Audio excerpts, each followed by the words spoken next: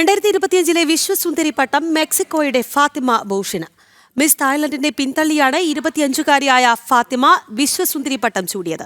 തായ്ലൻഡിൽ നടന്ന മത്സരത്തിൽ പ്രവീണർ സിംഗ് ആദ്യ റണ്ണറപ്പായി. The 74th Miss Universe is Mexico!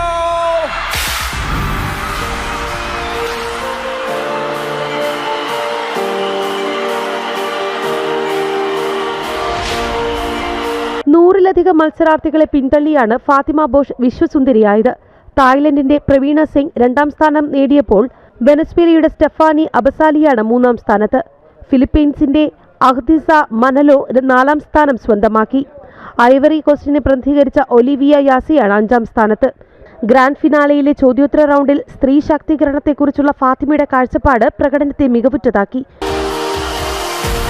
Congratulations, Miss Mexico!